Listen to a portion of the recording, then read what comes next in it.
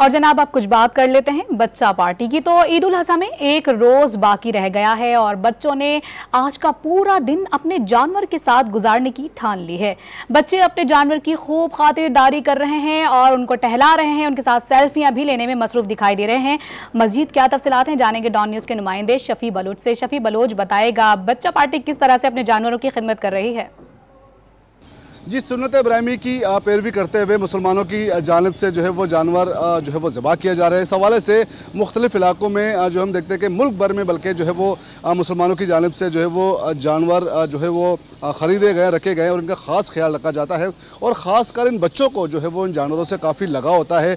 और कल जो है वो ईद कुर्बान के मौके पर जब जानवरों को ज़िबा किया जाएगा तो इन बच्चों की क्या कैफियत होगी। आइए कुछ बच्चे हमारे साथ मौजूद हैं, इनसे बात करते हैं। अस्सलाम वालेकुम बेटा, ये ईद के लिए आपने क्या ख़रीदा है? बकरा ख़रीदा है ये हमने माशाल्लाह से। इसको इतने दिनों से खाना वाना खिला रहे थे, अभी कल ईद है, इसको कुर्बान करेंगे तो हमारे साथ इसको लगाव हो गया तो बहुत दुख होता है।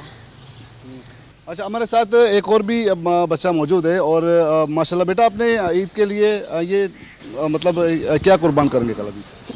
अस्सलाम वालेकुम, मैं कहना चाहता हूँ कि हम कल ईद के मौके पे ये कुर्बानी करेंगे इस जानवर की और इससे बहुत लगाव है मुझे बहुत दुख होगा।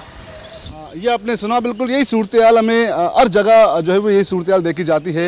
ये बच्चे जो है वो इनको भी इन जानवरों के साथ काफ़ी लगाव हो चुका है और जब ज़ाहिर है ईद कुर्बा के मौके पर इन्हें भी काफ़ी अफसोस होगा, दुख होगा कि कई दिन तक इन जानवरों को संभालने, इनका ख्याल रखने के बाद इनके सामने जब इन जानवरों की कुर्बानी की जाएगी तो इनको भी इस चीज़ का दुख होगा। लेकिन बहरहाल एक फ़रीज़ा भी है, सुन्नत इब्राहिमी की पैरवी भी करनी है।